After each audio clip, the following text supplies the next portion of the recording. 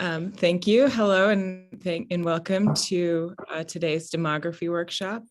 We're from the Center for the Economics of Human Development, and we're organizing this workshop this quarter. And I want to give a thank you to Linda Waite and her team at the Nork Center for Aging for inviting us to put the speaker series together. We hope that you'll come back in the next coming weeks.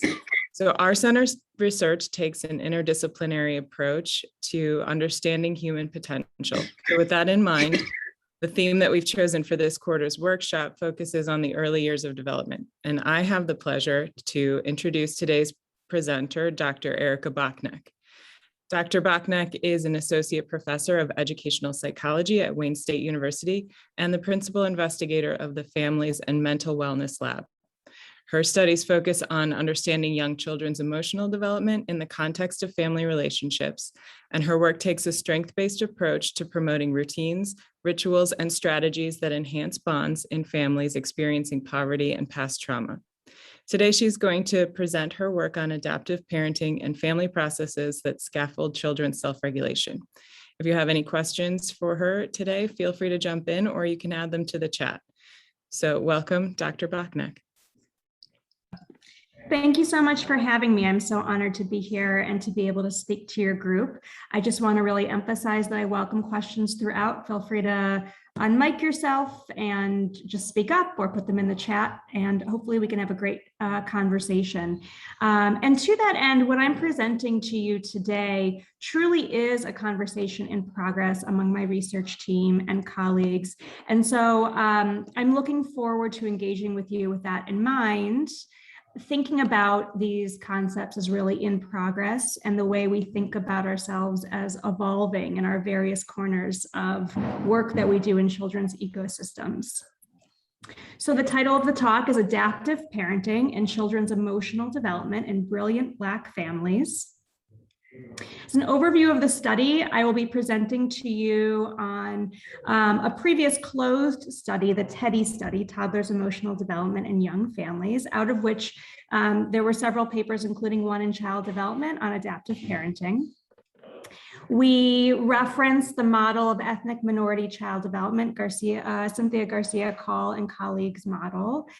From there, we've been considering other frameworks as the work evolves, and among them is the Axiom of Brilliance, which I will touch on. And then I'm going to present to you some work that is preliminary and in progress that we're working on now from data we've collected actually during the COVID-19 pandemic from Black families in Detroit. So to begin, these are my collaborators on the TEDdy study and the co-authors on the adaptive parenting paper, and I just would love a chance to virtually introduce them as well in this work. Dr. Erika, Dr. Richardson, Dr. Ravo, and Dr. McGoran. And these are my current collaborators on the JOY study, which I will be talking about in the second half of the presentation. Dr. Mims, Addison Duane, LaKenya Johnson, Kim Stokes, and Dr. Brophy Herb. So to begin with, the Toddlers' Emotional Development in Young Families study is a study conducted between the years of 2013, 2015 in the city of Detroit. And the inclusion criteria on the left were that we were interested in meeting and doing assessments with toddlers, their biological mothers. And then we asked biological mothers to identify who the co-parent or secondary caregiver was. And in 75% of the families, that was actually the biological father.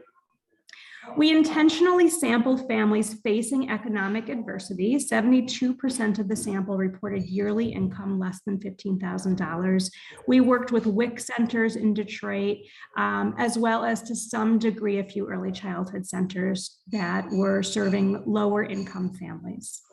And the goal of that study was to identify positive family and parenting processes that buffer risk among children and families who otherwise are considered at risk based on context. Now, what we found once— Could I ask a question? Just please, yes. When you have, I don't know the demography of Detroit so well, but it seemed high in light of what a lot of the literature shows about the African-American family. You're getting like 75% of these families have a father present, a biological father present, right?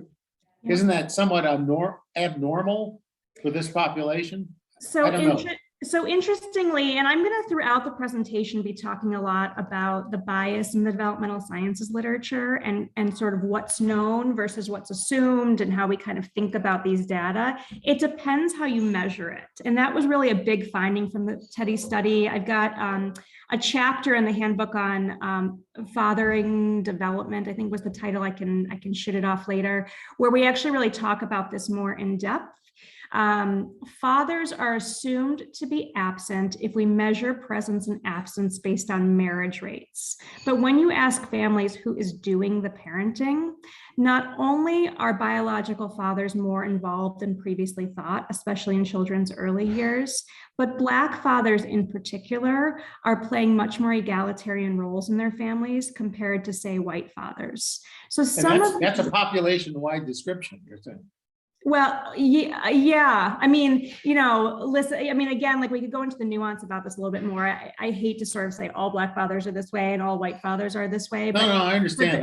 But there are these sort of trends. Yeah. And it's a great question. And it was a really exciting part of the study in the sense that we got to meet a lot of dads. And when we entered into the study, I had that assumption too, and assumed we'd get like some dads. I assumed there'd be a lot of grandmas, a lot of aunties, and actually it was mostly fathers. It turned out to really be a pretty robust mother, father, toddler study.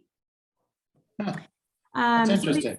It was really interesting. And so that was one of the kind of secondary demographic pieces of the study, is that it did turn out to be a lot of dads. We had, I think, one grandpa in the study.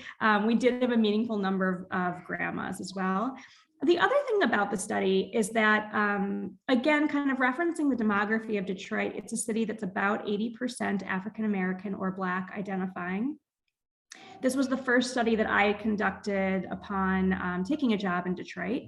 And what we found once we collected the data is that nearly all of our research participants identified as Black. And I'm going to use the term Black throughout because we didn't ask enough detail about cultural and ethnic indicators. We only asked about race. And so that is the term that we're using in this study, just to make note. But what became clear to me really quickly is that I'm now a white researcher studying Black families.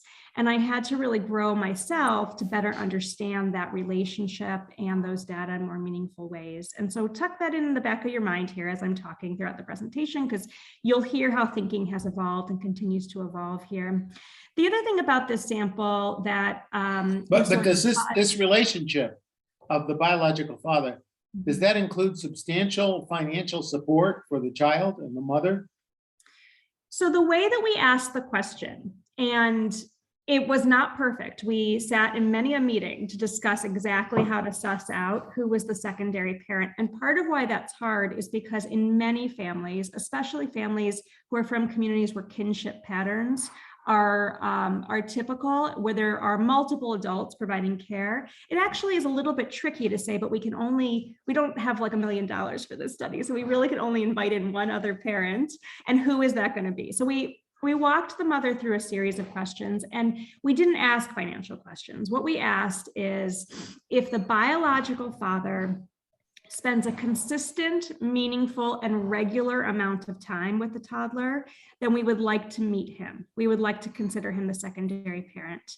And I can't remember a single instance where the biological mother pushed back and said, well, he sees the kid, but he's not really involved. He doesn't pay child support. Those conversations weren't happening. The moms regularly said, yes, the biological father is co-parenting with me.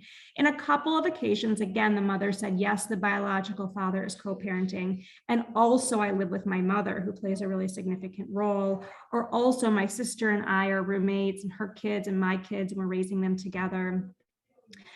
So the families are more nuanced than we're able to present, but I do feel really strongly that the dads were really connected and engaged with the kids.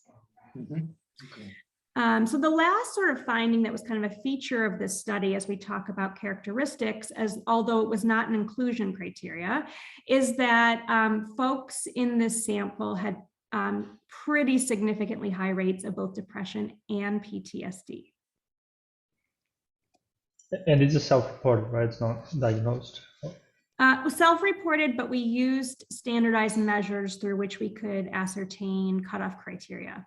Yes, but they didn't self-report that a treating mental health professional had provided the diagnosis. That's the number of people who are above cutoff criteria.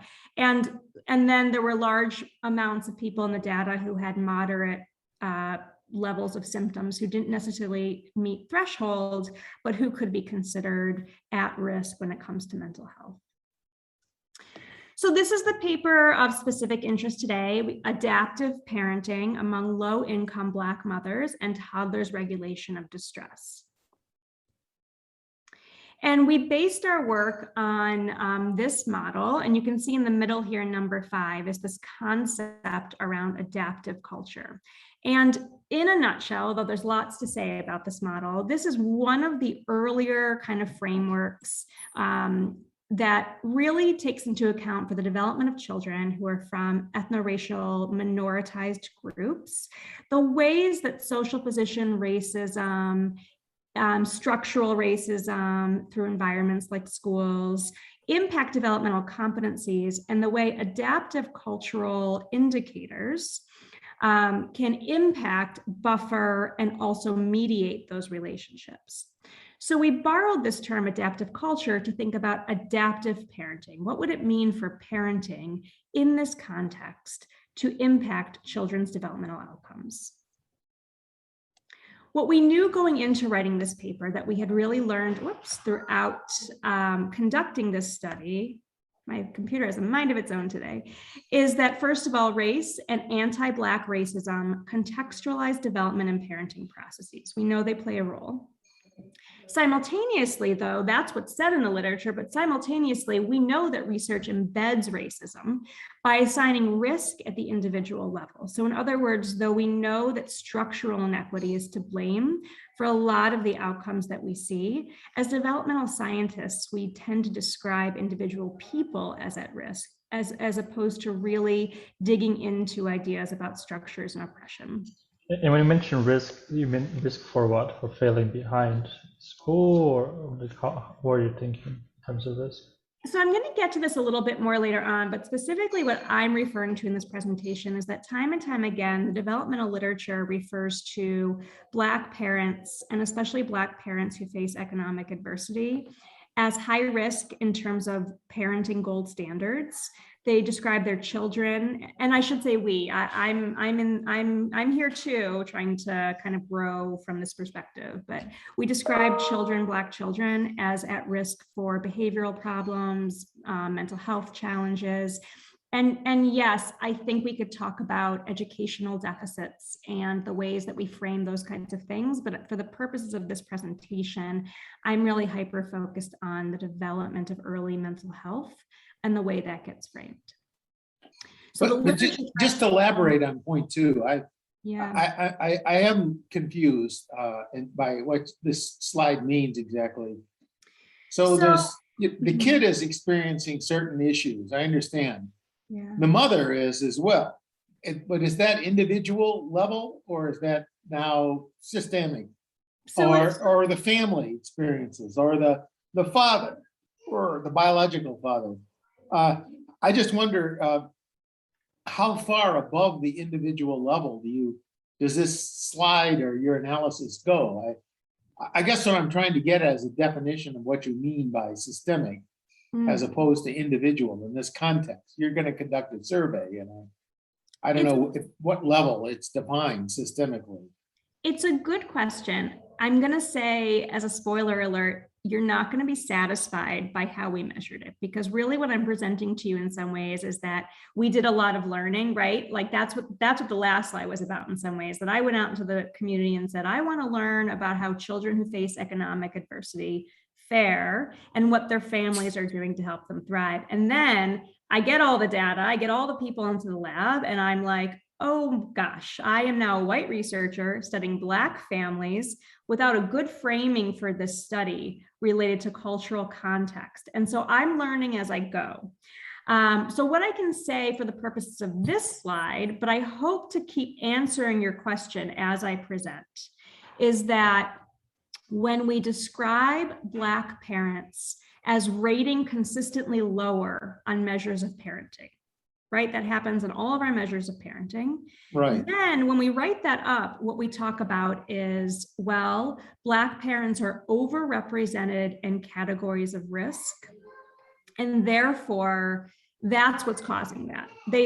So in as much what we're saying is they are worse parents, but maybe it's not their fault. Maybe it's because there's higher poverty, there's higher trauma, there's higher stress, except our methodologies are inherently biased. And so we don't know if what we're measuring is actual risk or if what we're doing is sort of duplicating risk, if the data is bearing out adverse outcomes as a function of how we measured it. I know that's not super clear, but let's come back to that question because I think I'm going to answer it a little bit better as I go. And the reason that we really first started to ask that question is because, again, in as much as we talk about Black parents from deficit framing, the other thing that's really true if you pull out is that through a long history of oppression, Black parents have raised flourishing children and have sustained generations. So it suggests to me that as scientists, we're really missing something and our methodologies need to be revisited. No, I understand. I mean, I can understand the third slide very well. I mean, completely accept, but it's still, I guess the question is, the boundary individual versus system here surely this needs to be elaborated, but I wait for your talk. So please go ahead. I'm going to do my best. And then actually, I'm hoping that we can engage more in that because I am still trying to understand that. And especially in terms of like how we measure it. I don't want to get too far off topic here, but this conversation is well timed for me too, to learn. We're writing a paper right now about COVID risk for our folks in Detroit. And we're really bumping up against the particulars of your question in terms of how we both analyze and interpret the data that we have from families. So that's kind of like a yes and, like, let's keep talking about it. But what I would say, I mean, I've been working on the Black family at all in this context a long time ago. But what I'm interested in is, like, for example, if I look at parenting practices in China or Colombia or the US or Ireland, there's a very similar pattern. I mean, there really is a similar pattern about parents responding or not responding to various demands or requests that their children place on them. And it seems like it's a very intrinsically human, independent of race. And I'm not sure that how culture enters here. I know that there are some American Indian tribes from at least described, who would raise their children in a way not to speak with the children, not to speak with the parents, and basically to isolate them from a lot of interaction. That I understand. But I don't see why African-American kids are any different, or African-American parents are any different from other parents, Italian parents, Chinese parents, at least in terms of the nature of the interaction patterns that emerge. Maybe there's something there. I'm just asking. I'm not saying I know. It's a good question. And actually that I do think I'm going to get to a little bit more. And what I want to say in response to that is that what we're asking in my research team, in as much as we're saying, we really want to understand Black families from a strength-based perspective, we're also trying to really name and say out loud, and we want to understand the whiteness that enshrouds our developmental methodologies. So I'm hoping to name both today. So in the TEDdy study, the three aspects of the study that I'll be discussing the most, and I don't have on this slide, there was also a self-report through which parents disclosed mental health symptoms and some features of family processes, but the three paradigms that I'll be discussing most today, one was what we called a low stress family task. It was a family drawing task. We asked the parents and the child to draw a happy time and a sad time they had together as a family. We videotaped it and then did behavioral coding. It wasn't no stress, because if you've ever had to work on something for 15 minutes with a 2-year-old, you know, it still required some degree of kind of, behavioral interaction. Then there was the high stress family task. This occurred after the parent and child were separated. And then we sent the parents back into the room with a bucket of bubbles and no other instructions. And then finally, we conducted 2 lab tab interactions. The separation paradigm was lab tab as well. We conducted 2 more lab tab interaction paradigms. One was a cognitive assimilation game. We had this big Thomas the Train going around a track, and the child could hit a button to stop and start the train. And the second is the classic toy behind the barrier. We let the child play with a really fun light up phone, and then we stuck it behind a clear barrier, and we coded for frustration.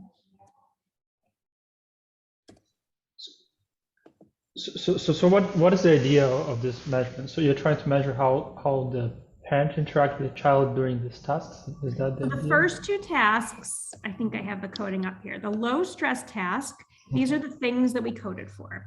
We did whole family codes. These are triadic coding guides. And as far as we know, have either never or rarely otherwise outside of our study been used with primarily, I should say, Black families. And we were seeking through, I'm sorry, let me go back real quickly. And then through the high stress family task, we actually used a novel micro-coding scheme. And the reason we did that is because, and then I'll come back to that, but for the child task, we were coding for emotion regulation. So we used this micro-coding scheme for the high stress family task. And the reason we did that is because what we observed in the first set of pilot cases is that when the families came back in with bubbles, we had expectations about the behaviors that we would see. But what really emerged as a very common pattern is that they came back in with the bubbles, and mom in particular would often be highly directive. You take this wand, you take this wand, you sit here, I'll sit here, now we blow bubbles.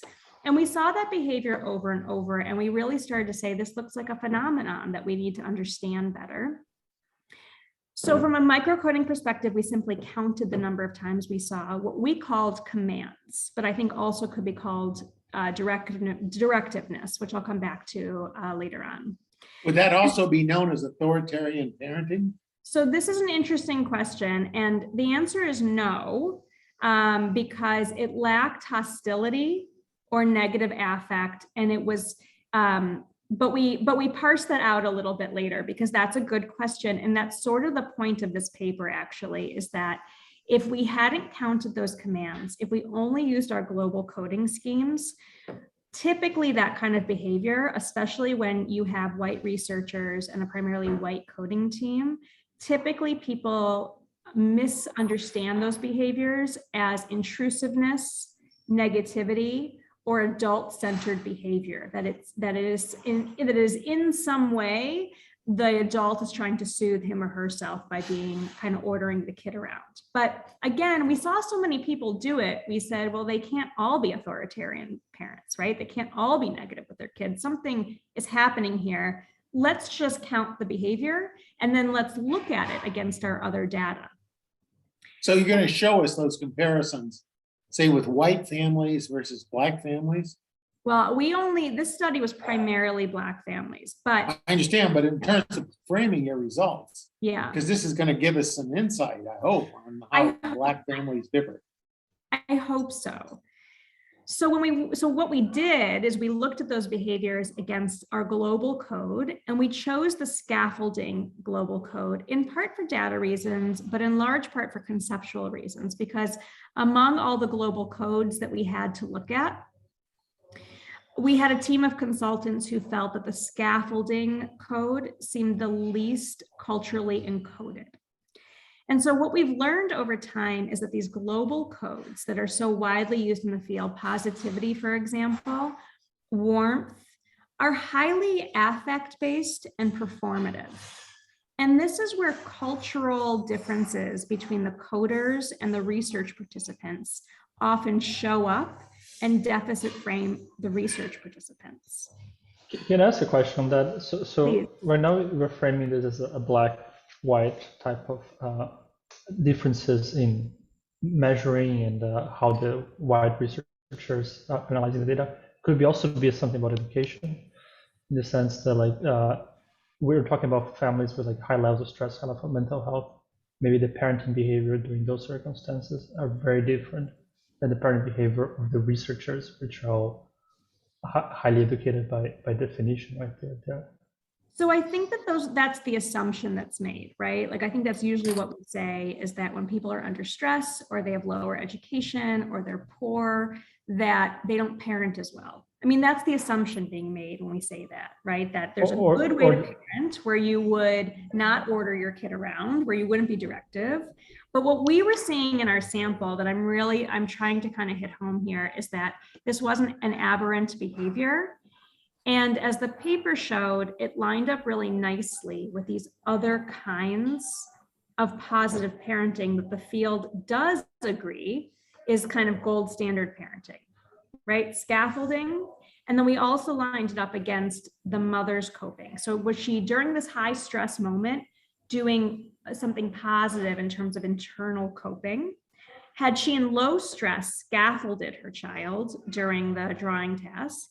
And what we saw was there was a positive and not negative relationship to these commands, even though they don't belong in any of our global coding measures. So we were asking them first. So could you elaborate? I mean, in what sense was it positive? What I mean, sense?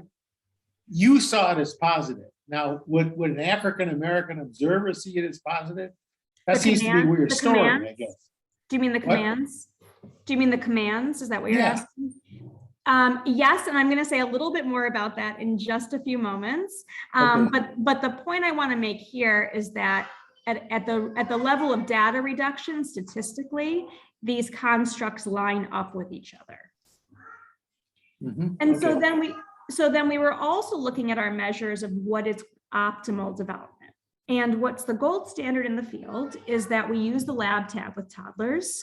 We measure behaviors related to frustration.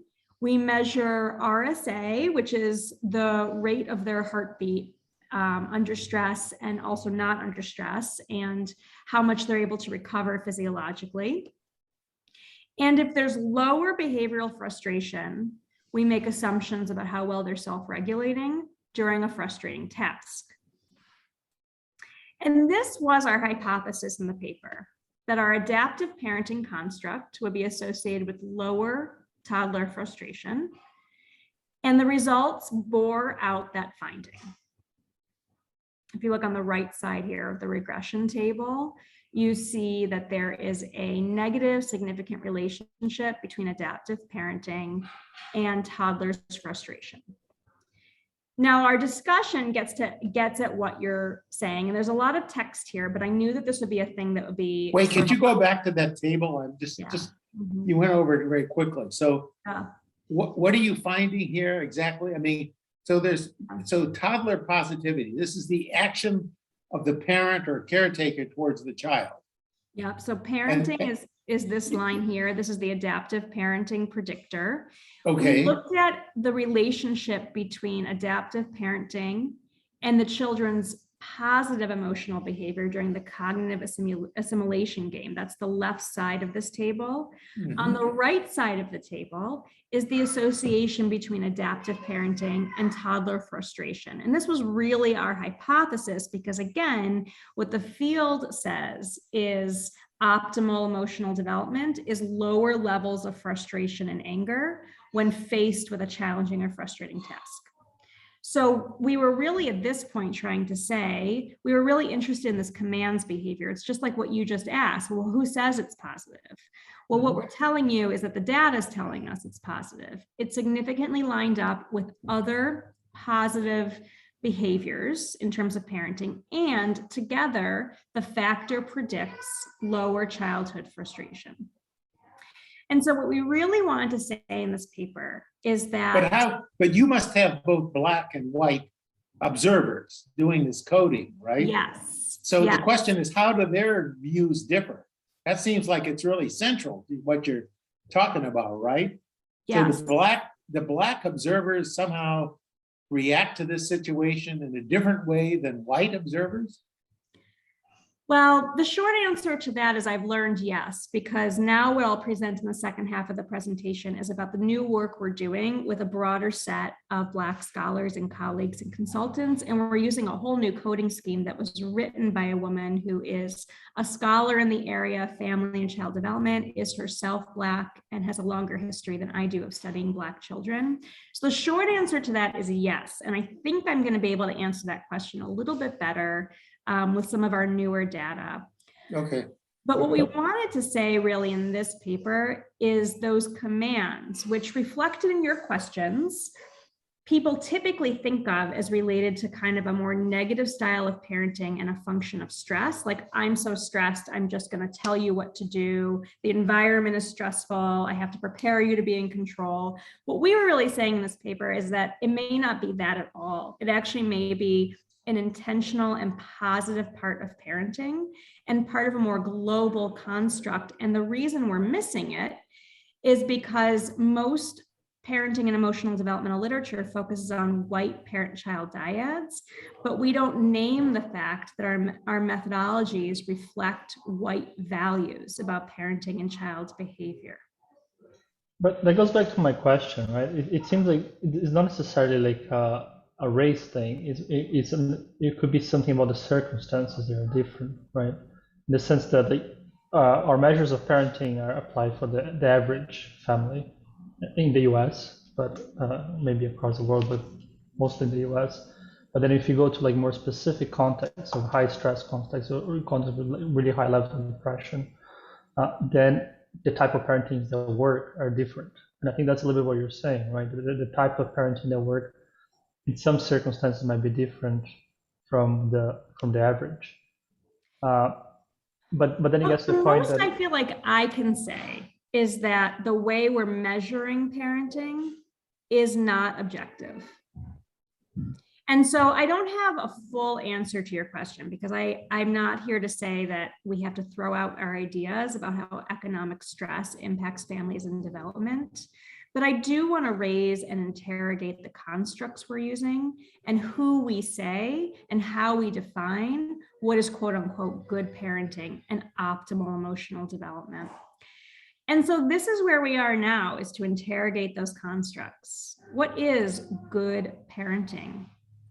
And just as you're asking, who sees it? Who defines it? What does it mean? What is optimal self-regulation? It is very narrow, actually, to say that good emotional development is reflected in only the suppression of negative emotions. And finally, how is white supremacy embedded invisibly in our definitions? So this is a slide about a piece by these folks named here called The Axiom of Brilliance. And the question is, if instead of assuming deficit, instead of at the start of the sentence saying, Black families are overrepresented in high-risk communities, what if instead we said Black children are brilliant? When we assume brilliance is axiomatic, we have to assume that where there are differences in outcome, it may not be the child, but rather the system. Or the parent. Or the parent, maybe, or the system, and maybe the Black parents are brilliant as well. The point is where you start. But separating the system from the parent is where to my earlier question. You promised to separate it, so I don't know if this is the moment. It's not the moment, but I'm getting there. All right, fine.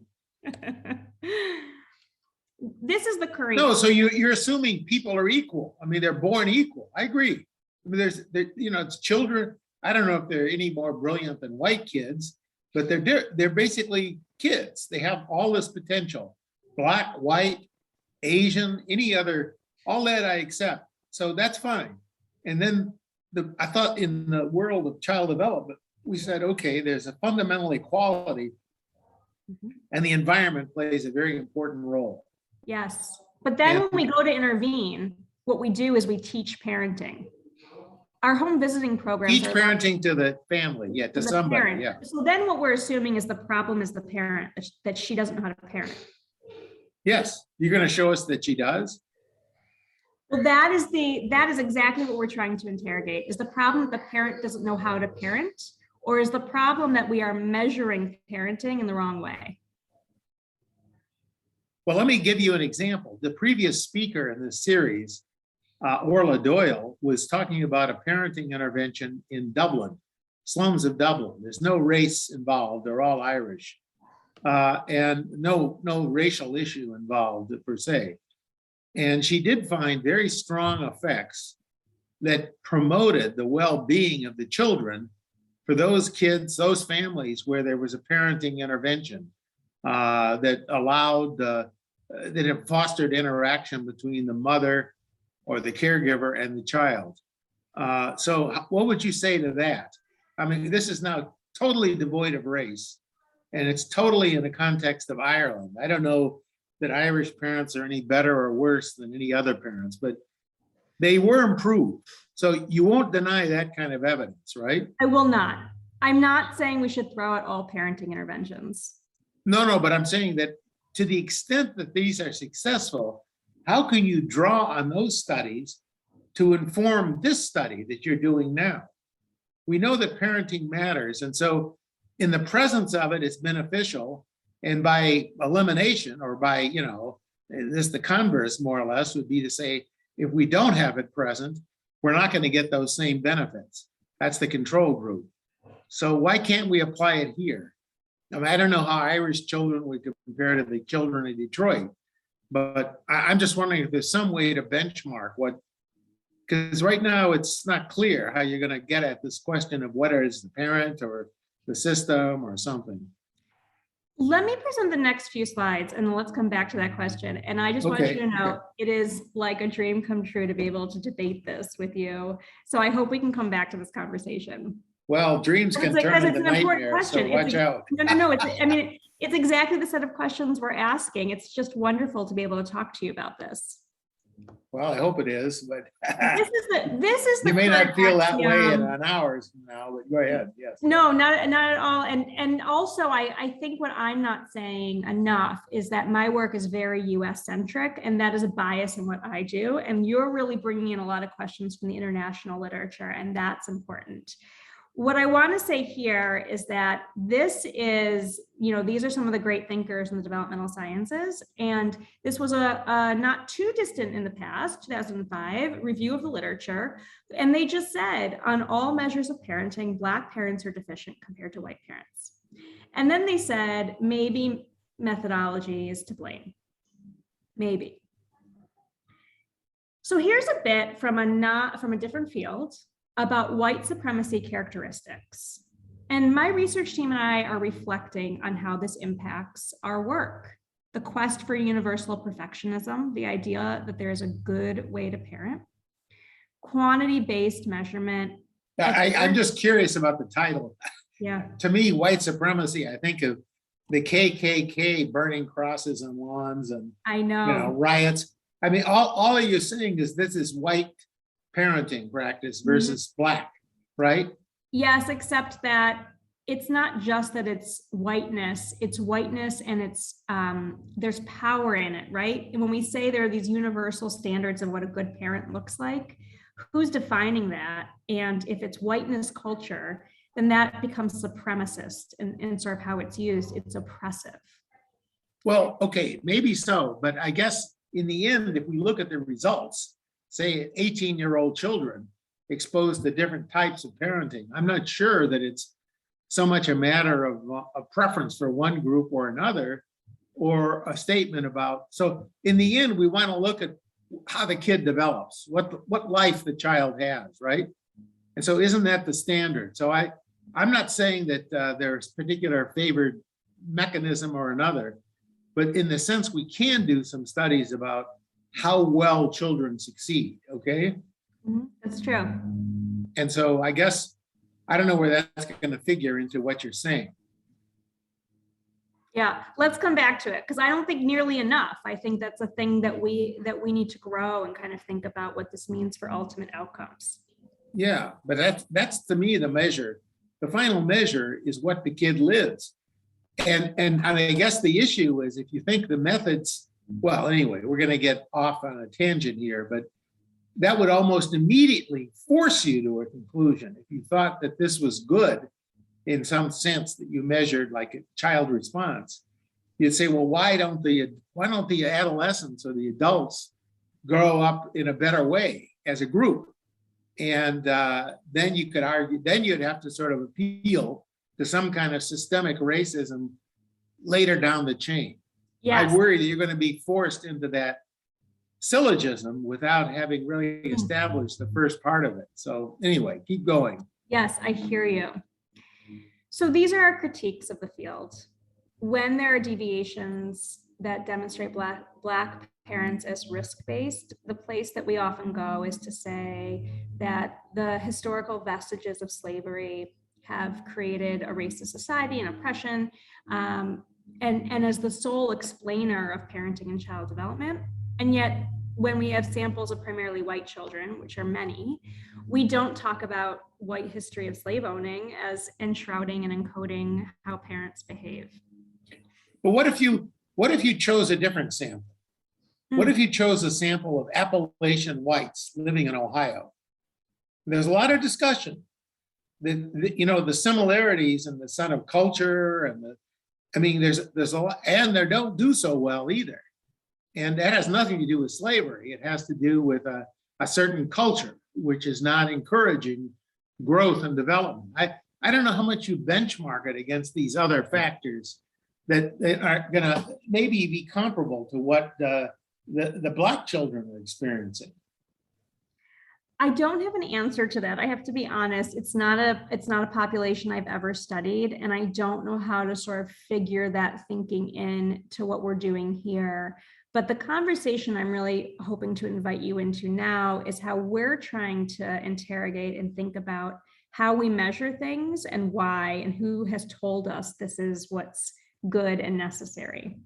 Mm-hmm. We're trying to find more performance neutral definitions of parenting and really be open. But wait, the first bullet here is not an explanation. You're saying there's a group of people. So A is different from B, and A had some unique experiences different from B. May be true, but that by itself isn't an explanation. It may be true, but it's not like, you have a number of people. For example, look at, maybe you ask, well, Jamaicans, they happen to have the same race, but they have a different history. They were slaves too, but they have a different history.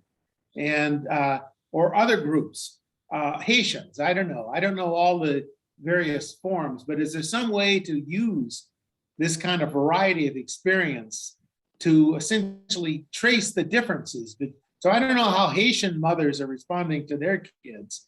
Is that intrinsically different from the American children, Black children are getting treated? I don't know. I think that these are really important questions that I'd love to have collaborators in various communities asking. Does parenting measurement work? What I can say is I'm working with primarily Black families in my work, and our methodologies don't work for the folks I'm working with. We are assuming deficits and not measuring strengths, and we aren't. But do you have any Jamaicans or West Indians in your study? I actually don't know that. Okay. Or Puerto Ricans for that matter. Groups with a somewhat different tradition. The folks that we work with in Detroit are Black, and we have a meaningful number of, there's a strong Mexican American community as well that we interact with through community partners. But what I can tell you today is that we know our methodologies aren't working, and we're trying to interrogate them. And I would love the chance to collaborate with folks who work with completely different communities who want to ask the same or similar question. But I think really the shared point that we're making is that there's a lot that's unknown. And so what I want to present in the next two slides are a couple of frameworks that we're working with now. In addition to the Garcia-Cole model, Garcia-Cole and colleagues, I should say, this is Tara Yasso's model. It was first developed to focus on Latinx college-age students, but it has been applied to other communities of color. And this is one way that we're thinking about the assets people bring into the world and the ways that we privilege and prioritize that. The next model that we're working with quite a bit. Wait, Yeah. You're going too fast here. So can you explain this diagram? I'm curious. Yeah, so this is community cultural wealth. And the idea is that we privilege and prioritize certain kinds of quote unquote wealth. First of all, money above all else. We say that people in poverty don't have strengths, that when we measure parenting, we say inherently if they're poor, they're not parenting as well. And we don't necessarily measure the range of assets and strengths that folks bring into the role of parent. Specifically, parenting is where my work is focused. And then when we do, we have a way that we privilege certain kinds of capital within each category. An example is linguistic capital. There are some homes where there's a lot of noise, there's a lot of talking, a lot of conversation, a lot of people in and out. Historically, we've really characterized those kinds of homes as noisy and chaotic, as opposed to sort of thinking about multiple conversations as an asset for that child. It's just one example. Mhm. So the next model that we're working with a lot is the ISF. This is Velma McBride Murray model and colleagues.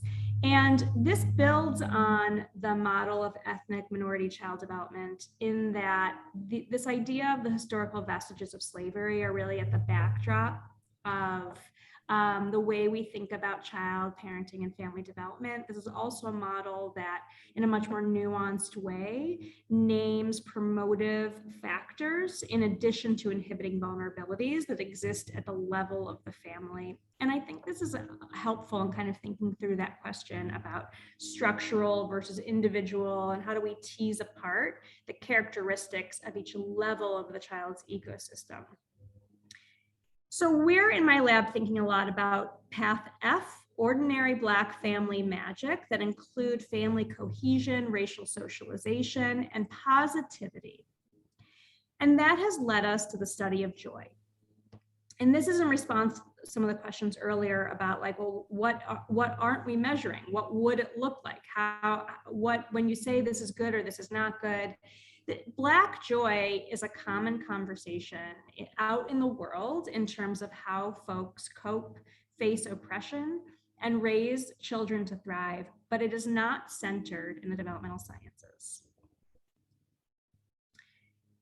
which is developmentally and scientifically incongruent. But see, I'm having trouble. Maybe I'm just thick-headed here, but I don't know what the difference is between Black joy and white joy. I mean, our Chinese joy, or you name it. Yeah. So what do you mean by Black joy? So that I can say a minute about, because that's a thing that I've been learning about over the last year. What is Black joy? And I do want to talk about it in these two different ways. I got really interested in studying joy. And the reason is this slide. From a functionalist perspective, we know that emotions emerge in purposeful ways. I have the inside out graphic here because it's something I love about the movie. It really got that right, that the emotions emerge in response to demands in the environment. They are our superpower. They are the way that we are able to navigate the world effectively. And yet, when we think about optimal emotion regulation, we really tend to focus just on down-regulating sadness, fear, anger. But why? Joy is the first emotion that develops. Its purpose is to connect us to important people. It's the main pathway through which primary caregivers nurture and care for their children. And it helps achieve mastery, right? The Fredrickson broaden and build theory of positive emotions, for example, really rests on the idea of joy serving a purpose. And we don't understand it in development. Now, as I started to ask those questions, it dovetailed with a conversation I started having with colleagues about Black joy. And while they're not like wholly different, it doesn't mean that I have joy as a white person differently than a Black friend has joy. The term Black joy is really contextualized to mean that it's as much an internal emotion as it is a political operation. It's the pathway through which folks demonstrate humanity and thrive. And so it just has a slightly different meaning in terms of how it's talked about, as opposed to from like a developmental standpoint. Yes, it's joy. The point is joy. And why are we not investigating it? So this is a paper we have under review. This is still the TEDdy study data. We reframed those data on toddler positivity and looked a little bit closer at them. What if that's children's expression of joy that has been socialized in their families? And what we found is that it's related to children's self-regulation. This box here is not just children's frustration, but we went back and coded self-soothing behaviors the child engaged in that we really felt like reflected actual regulatory behaviors much more than just the demonstration of frustration. These are not overlapping constructs. They are correlated, but only at a moderate level. And family rituals predict the expression of both, but joy mediates the relationship between family behaviors and children's self-regulation. Children's joy matters. So now this is the new study, and I do hope this will help answer some of the previous questions answered. The new study that we conducted over the last year is called the Brilliant Joy in a Box Project. And we measured joy, family cohesion, and we did so during a time that is universally considered stressful, right? It wasn't just that we were assessing families who were considered at risk based on income level, but we did so during COVID. 100 families participated in this project. We partnered with these folks listed across the bottom. That middle icon is the Because of Them We Can subscription box company. We were able to deliver 6 months of these boxes to our families in Detroit, and we did a pre-post measurement. In each box are materials related to Black iconography and history, and then we added in some materials around family engagement, how to use the materials in a deeper way as a whole family. Wait, is this, you're talking about an intervention here? Or? Yeah, this was an intervention study. So what exactly is the intervention then that's producing joy? The intervention were these boxes. And you know what, I don't What just, you mean, I'm not sure what you mean by a box, I guess. So. It was like a literal box, like a physical box came in the mail, and it had home learning materials related to Black iconography. So month 1 was Wally Amos, the founder of Famous Amos, and the families learned about his work. There were math worksheets and some other learning activities that the company puts together. There's an apron in the box and some chef hats. But we included some activities the family could work on together to deepen their learning and increase family engagement during the stressful time. Mm-hmm. And we did a pre-post, they filled out surveys, and we also did these Zoom unboxing videos in order to do our behavioral coding as well. So, but in what sense were these tailored to an African-American family versus a Chinese family, say? Well, the content was Black centered. So people got the boxes who are not Black. And in fact, my children and I got 3 months of boxes and enjoyed them and learned a lot about important historical figures. But the content was Black centered. Yeah, but so why would, if my children got a Black box, this Black centered box, and they're white, as opposed to say Chinese or African-American, is there much of a difference in the response? So does it matter that it happens to have Black characters in the box or the stories? I think it matters for reasons of representation. But do you see it though? Do you see? No, I'm just asking. Factually, I mean, if I were to have a Black box and a white box and a Chinese box, I'm just curious about the response. So I have a Black box I give to a Chinese family, and then I get a Chinese box I give to it. Is there any difference in the response of those families? Well, I can answer that question, I think, a tiny amount, but probably not in a satisfying way. That wasn't a research question that we had. So I can't answer that fully. But we do know for Black families in particular in the intervention that having this box, I don't have a slide on this, but I can just tell you it increased the extent to which families were engaging in racial socialization strategies at home, especially with young children, and specifically for Black families, which is an important buffering parenting behavior that we know impacts development positively. Wait, what do you mean by racial socialization? So racial socialization is a set of behaviors where parents talk with kids about their cultural identity and prepare them for facing bias. Okay, I just So have to it's a move over story- my seat. I got to plug myself in. Please excuse me. no, please, take your time. Okay, so the families in this project at baseline, it reported high levels of COVID stress. Like the Teddy study, there were high levels of depression and PTSD. Families also at baseline engaged in high levels of cognitive stimulation, directiveness, and responsiveness during the unboxing activities. And finally, I'm going to talk about these measures in just a moment. We measured parenting joy. And these were some of the quotes we got about how people found joy in their role as parents. And so we used this new coding scheme. This is Dr. Lorraine Taylor, who wrote the coding guide and who we've consulted with. And there are a few things about this coding guide that really differed from the coding guide that we used in Teddy. In addition to a different coding guide, I also want to emphasize that I personally learned my lesson about not having a diverse enough team working with these data, and the folks coding the data are all Black, primarily Black, I should say, graduate students, in addition to there being a stronger presence and a stronger diverse research team analyzing and interpreting data. So the first thing is that there's this responsiveness code, and Dr. Taylor really emphasizes that when we code responsiveness, embedded in our ideas about what a responsive parent looks like is this kind of performative affect-based measurement. And she really emphasizes that not all parents are responsive exactly in that way, right? And specifically for Black mothers, that there is a way that folks are responsive that is not coupled necessarily with positive affect, that we can disentangle those things.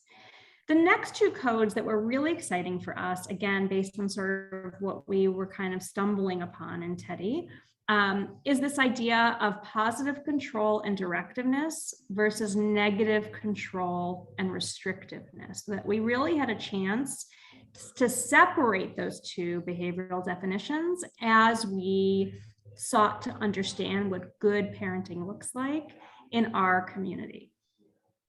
The main difference is that there are ways that parents assert direction and positive control that is intentional and supportive, and that children read as positive and nurturing.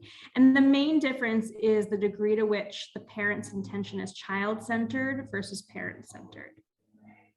So what I want to share with you is an example of this. And this is a family who participated in our study. Okay, so I would like to learn the names of everyone in your family. Just try to get to I'll start by saying, my name is Tia. Fast too. Okay. And what? She Okay. said two things. She said, what did you say? And what? Look in the camera. Say it loud. Look at the camera. She can't hear you because she's way over there. She needs you to speak boldly.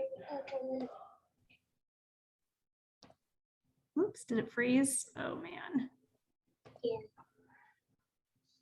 Okay, you said care. Okay, there's one other. So let's lay everything else so we can see. What we did here.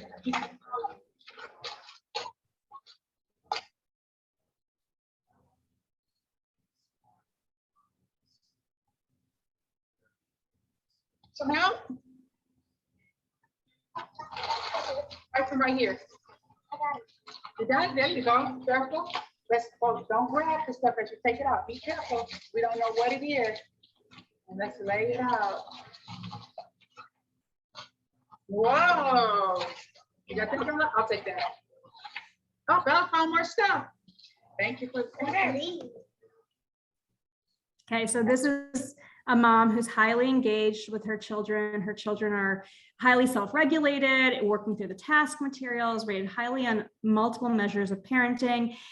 The behaviors where she reaches over to grab the package, or she says, say it loud, she needs you to speak boldly, in our other measures of parenting would get coded as intrusive. With this coding guide, what we can see is this is a positive aspect of parenting in this family. In addition to the behavioral measurement, we have a self-report measure on parenting joy that we wrote for the study. These are an example of items on the left.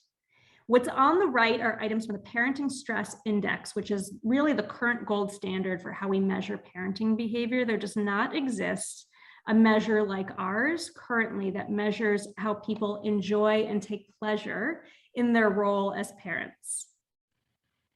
And you can see a difference between these items. The measure has high reliability. We're hoping to get this paper out soon. It has high reliability. It correlates with other measures of parenting, but does not overlap. And we just completed factor analysis on our observed measures from Dr. Taylor's coding guide and our parenting joy scale. And they line up together on a factor, whereas parenting stress and parenting sense of competence, the other widely used parenting self-report measure, does not line up with our behavioral codes in the way that parenting joy does. You can also see here that directiveness is positively associated with these other measures, whereas restrictiveness is negatively associated with these other measures. They are different behaviors, and the opportunity to separate them out gave us a lot of information about parenting. But so this is interesting, but have you applied this to different contexts, a different subgroup of individuals, or? I have not yet. This is brand new data. What we're learning from it, though, is it raises the question, who's telling the story? How are they telling it? And what does it mean? And this kind of goes back to your questions about parenting intervention. What does it mean to intervene with thriving families? If instead of saying families don't know how to parent, they need us to explain how they should talk to their kids, they need us to help them organize their homes, that's at the heart of a lot of intervention. What would it mean to design interventions that invest in existing assets and strengths in the families that we work with? So at this point, these are all the slides that I have, and I'd love to revisit some of the conversation we've been having. I know that I did not fully answer this question about how you separate structural inequity from the risks incurred for individuals and how those things are connected. It's a constant conversation we're having about how to wrap our heads around those kinds of issues. But one of the places that we're starting with is to amplify assets and find that as a pathway in for the science. Well, I guess what I'm not sure about in terms of what you said is that we already made the point that it would be nice to have a lot of other groups. And so if it's black and white, or, which blacks, which history, and which whites, I mean, for that matter, I mentioned Appalachians, and then you might also have indigenous people. For example, there's a very different tradition that's the way children are raised in indigenous homes than in other homes as well. So that comparison is missing right now, right? Yes. And I think it would be very useful. But let me ask you a specific question. When they opened the box, you said that part of it was the exchange between the parent and the child. But you said that part of the change was getting the child ready for future discrimination. And I guess what I'm curious about is that a good thing or a bad thing, in the sense of, are you raising fears that the child may never actually experience? Or are you, in what sense are you creating concerns among the child? I know the stories that are made about older kids being warned about, the police, profiling them and tracking them and so forth. But we're talking about little kids here, right? We're talking about 2- and 3-year-olds. And to what extent do you think these kids in their daily lives, and they're mostly with their families, right? They're mostly in their communities. To what extent do they experience any discrimination from their own families and peers? Are they going, they're not going out in the world and, riding a bus or walking down the street in a larger world. They're staying with their mother, father, and families, right? So I don't know, what's the gain here? What do you see I'm just worried that you're creating a fear that may not even exist. especially at their age. So I have a couple of things I can tell you about that, but as a disclaimer, there's a nice set of literature on racial socialization and parenting that I don't want to pretend to be an expert on, but I would refer you to Dr. Rihanna Anderson's work. She writes a lot about racial socialization and the ways that it supports healthy development for children.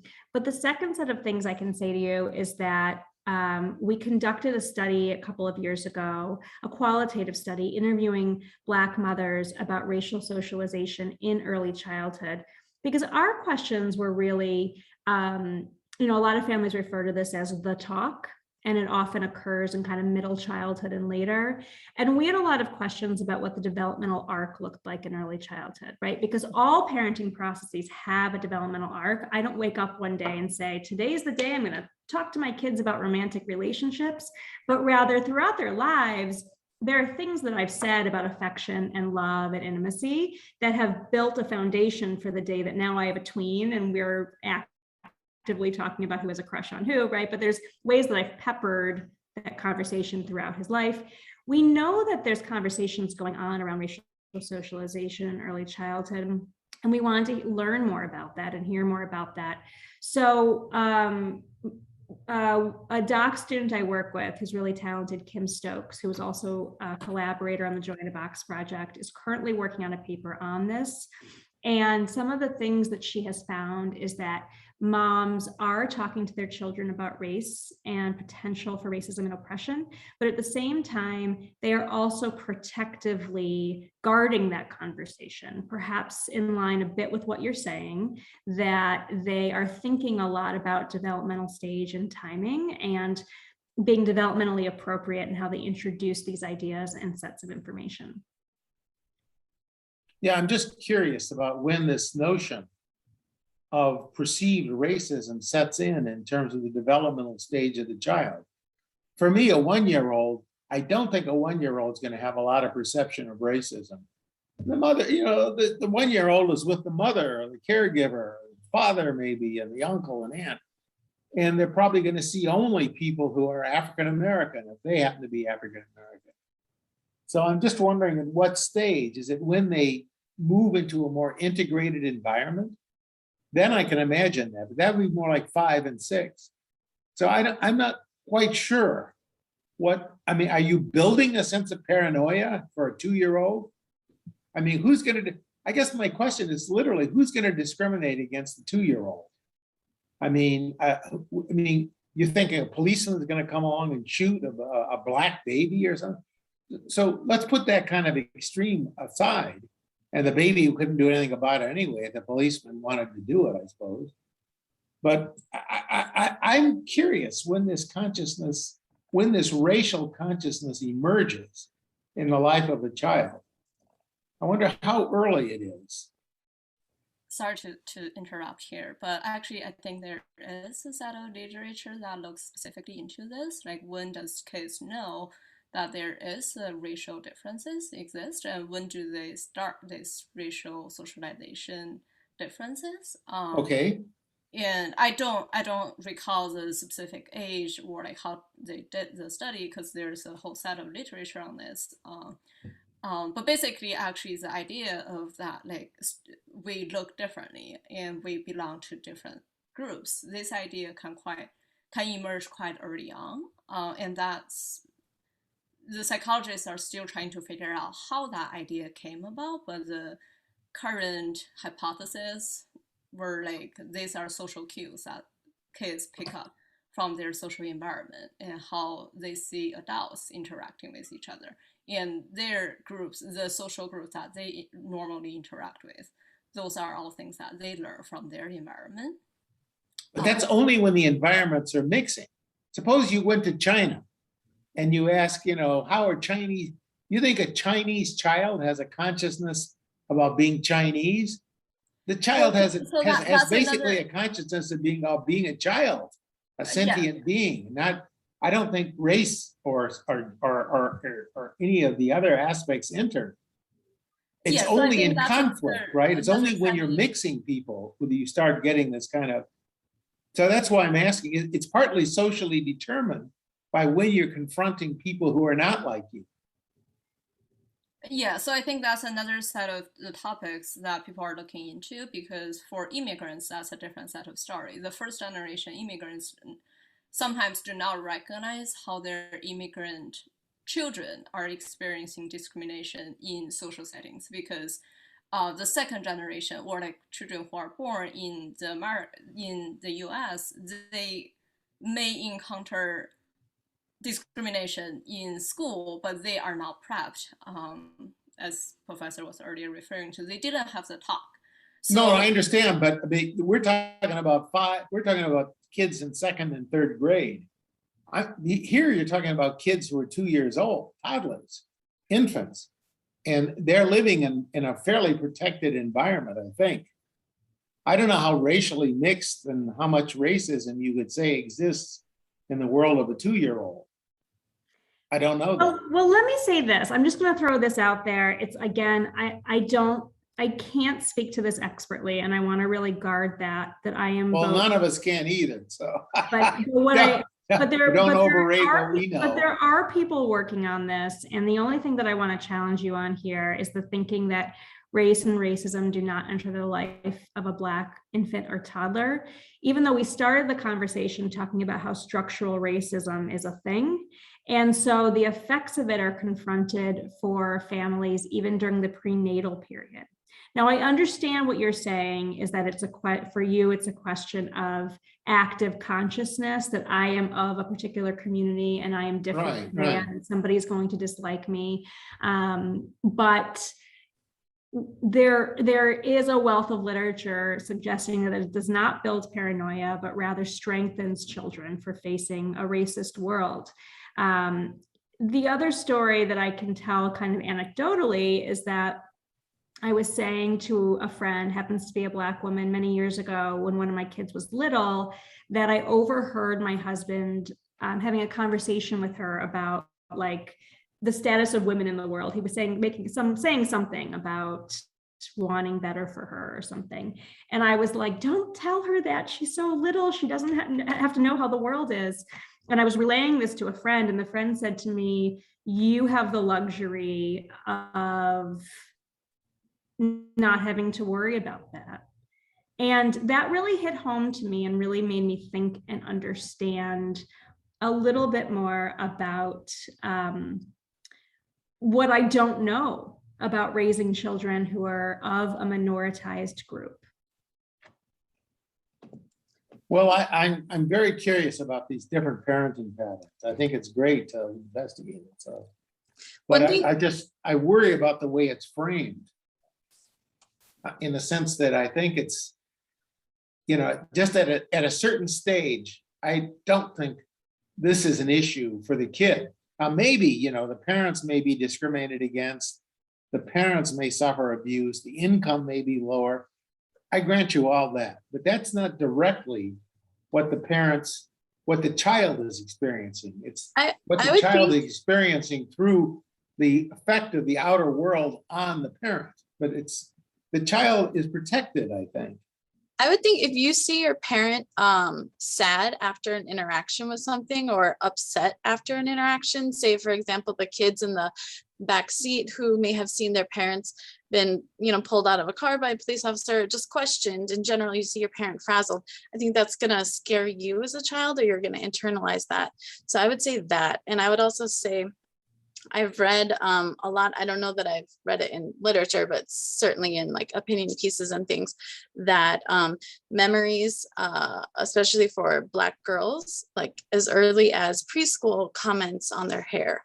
So there is this feeling of other, or being less, or different, or awkward, or greasy. No, I understand. That's an interaction with other people. Yeah. So, you get to school, it's racially mixed, and say, oh, you have this kind of hair, or you do this kind of thing. And no, I understand completely. Yeah. But it has to be interaction. I'm just talking about the life of a very young child. That's all. The young child doesn't get those comments, I don't think. No, they do. That's what I'm saying. People's earliest memories, I hear, are definitely in preschool or kindergarten. Yeah, but that's already getting pretty old. These are kids who are toddlers, right? Some of these are mostly preschool kids, right?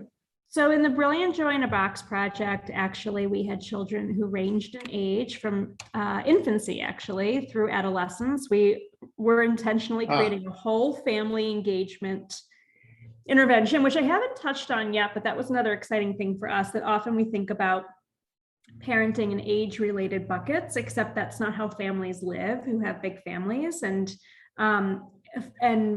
children who range in ages. And so in a lot of my work, I'm studying things like family rituals and routines, and how families engage together in cohesive whole family interactions.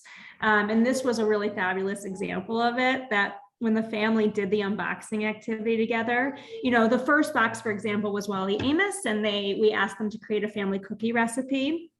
And the little ones got to pick out their favorite color M&Ms, for example, to go in the cookies, and wear the aprons. And the older kids wrote the recipes down and talked with mom about how much, some of them were like creating marketing plans for their cookies and how much they were going to charge and where they were going to sell it. And everybody was kind of in on the joy and the fun together. And we believe, we're still analyzing the post data, but we believe that this created whole family cohesion and joy. And the last note I'll make about that, you had asked earlier about what we mean by joy and cohesion and why that matters. And the last thing I'll say about that is, like, another real takeaway for us from this is that we were doing a home learning intervention during a period when people were disenfranchised from their institutional learning spaces.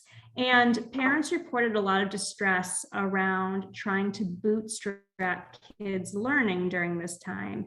And they did it.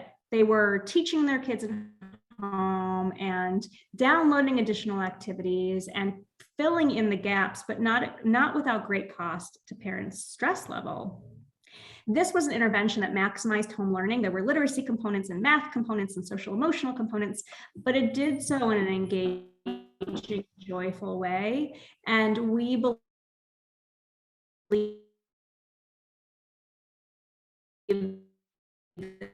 this makes big impact on healthy. So I know questions raised racism, and I want to talk a lot about methodology. I hope it will help you all to reflect a bit on what we assume in measurement, but if you take nothing else away from matters for thriving. I guess it's good to be happy. I think it's documented, isn't it? I mean, just the benefits of isolation versus enjoyment in a group, and the real health benefits. Some of this work by Terry Moffat and the Dunedin study. Mm-hmm. Do you know her work? Sure. So she has these mental states, and she can follow to adulthood and see how that affects aging, self-perceptions, and some of these mental states have very substantial. These are all white European families, but there's a huge difference in children as they age as a result of those kinds of experiences and those kinds of mental states that are measured by things like the DSM and personality traits and so forth. So no question. And I think it's been an ancient thought, right, that being happy world, the happy environments is much better. So about that. But I still don't know. I was hoping you would say more precisely about, we have all these different groups and we have these different parenting practices. And what is distinctive about Black versus white? And I can understand the kids go to school and they encounter some kind of racism. To me, it would be also interesting to see at what age the kids start making these comparisons and become negative. Because I think little kids accept each other. I mean, I don't know how much racism there is. If you put a 2-year-old together, a white and a Black and a Chinese and a whatever you want to say, I think they pretty much accept each other, don't they? I'm I'm asking. one piece of racism and how it impacts folks. That's my understanding of it. Again, I don't want to speak out of turn. This is not a thing that I feel like I have expertise on, but that is my response. That's my best response to what you're saying. And I think the question of like, how do parenting practices differ across families, just so as not to misrepresent myself, we're not making ethno-racial comparisons.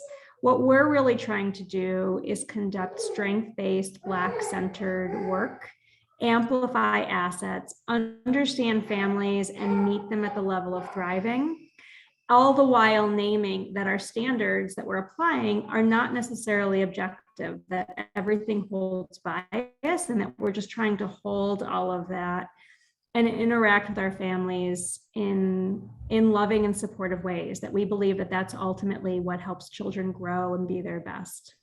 No, I can see that certain coding schemes may build in certain values, but suppose that I were to take very detailed videos of mother with child, and then to just see what the interaction patterns are.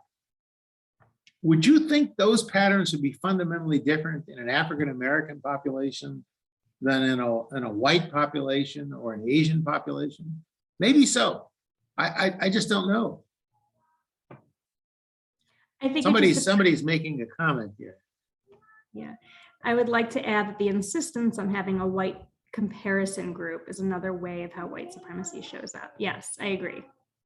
No, I'm suggesting Asians. I'm suggesting indigenous people. I'm not suggesting, you were the one who was talking about white versus white supremacy and so forth. So I followed your lead, but I agree. And my guess is I was talking about Appalachian whites too, versus, German American whites and Italian whites. I can imagine each of these families is different. The Italian family is famous for its togetherness and so forth, and other families are more disparate, and it's all secondhand. I don't really know deeply, but there is some basis to that, right? That there are these different family practices and different notions of cohesion. But I think it's fascinating, and I don't know quite what we know still about this regard. So let me ask you this, though. How much do you think from your study has to do with poverty per se, just income shortfalls versus some other traits of parenting? I can tell you that in the Teddy study, and again in the Brilliant Joy in a Box project, our outcomes are not driven by variation in income within group. That's very important, because a lot of people, I think a lot of public policy is basically just focusing on giving. There's this guy at the Irvine, Greg Duncan, who's running all these experiments to try to give people money. But everybody uses the word poverty, and they don't really mean poverty. And you can redefine poverty, right, in your study. You do redefine it. So this for me opens up a bigger conversation again about the Yasso model about wealth and assets, and what do we mean when we say the word poverty. But I think if you're just asking about money and income, money creates a lack of money, I should say, lack of financial resources creates stress, because we live in a country with a poor infrastructure policy and a lack of resources and a caste system. And does that exist elsewhere in the world? Sure. Again, these are not necessarily my areas of expertise, but what my areas of interest are about is, but what does that mean for parenting? Because our parenting intervention models are not largely about helping people navigate complicated systems. They often teach behavioral parenting strategies. And I'm suggesting that it may be a big leap to assume that parents don't know how to parent their own children simply because they are experiencing economic adversity. I'm raising the question, what if we're measuring it wrong? What if truly some of the best parenting is happening in these homes and we have things to learn from them? And then what would it mean to design interventions that support people across levels of flourishing and thriving. I'm a parent and I'm not at my best every day. There are many days you could walk into my home and think you'd probably really benefit from some of our programming. And I probably really would. But I am of a class structure that I often get the benefit of the doubt about my overall parenting. So these are some of the questions I'm not answering, but hoping to raise. Yeah, but that's another conversation. I guess you're looking more at how you're perceived in that response, So, there may be some people will perceive this is a good way to raise a child. All these people get excited when a family leaves a baby out in front of a coffee shop when they're on the other side of the window. They can be arrested in some towns. So there are these perceptions. I understand, but it still seems to me there's a very, very strong. I still think there's universality in parenting, and I still come back to the point I made before, which is that when we do these interventions, and most of them, frankly, are targeted towards, at least for example, some of the intervention, like the Jamaican intervention, is strictly an African Jamaican population. When we do engage the parent, and it's not teaching parenting, just showing the parent how important they are in the life of the child and suggesting ways they might play with the child. When we look at that, child outcomes are really benefited enormously. And I think that's suggests that, it's not just a perception. I think there's a reality that some parents are more, look at what, you've seen Flavio Cunha's studies, right? Where he's asking parents in Houston and in Philadelphia, 2 different studies, what do they know about the normal growth trajectory of a child? So the child is 1 year old. When do you expect the child to walk? When do you expect the child to talk? When do you expect? And a lot of parents don't know that. They just don't know it. They haven't had this experience. And so they're adrift. And so giving them information seems to have a beneficial effect. So you wouldn't deny that, right? And that has nothing to do with racism. It has nothing to do. It just has to do with parenting does matter. And there are some parents who are more informed and others less informed. That's all. I would push back on that, actually. I'm increasingly not convinced that the best way we can help parents is to explain development to them.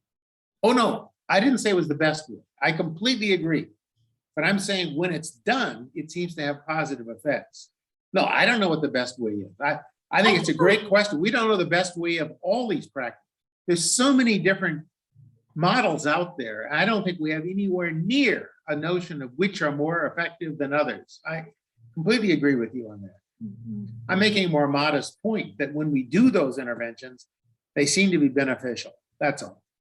Sure. I think the word beneficial is fair. I do think that effect sizes for almost all of our interventions are pretty low to modest. So are we making? Well, no, the Jamaican intervention, you're getting almost effect size of 1 on certain psychological components. And this is into adulthood. So, and some of the other programs based on China Reach, on Jamaica Reach, have had very similar substantial effect sizes. Jen Zhu is on the line, I think was, and she could talk about the findings in China quite effectively. But anyway, the point is that there are, so no, I agree with you. I'm not arguing that this is the best way. I don't know if we know the best way. Anyway, I'm talking too much, way too much. I love it. It was so great to talk with all of you today. I thank you so much for having me. I was so glad to be here. Well, we're glad you spoke, and it was an interesting talk. Thank you. But you can send us some of these talks, some of this new work that you're. I would love to. Yeah, just send us the papers. The other paper, I think we have a copy of, but I'm thinking about this new study that you're talking about today. It would be very interesting to see it. Yeah, absolutely. Okay, well, Victor, you have final thoughts? No, just want to thank Erika saying that We learned a lot from your talk. Thank you for coming, and hopefully you can join us in the next meeting. So we have one every week. I think I'll send you the schedule. I would Good love to have you it. here. I've got the schedule. Thank you so much. Nice to see all of you. Nice to see you. Take care.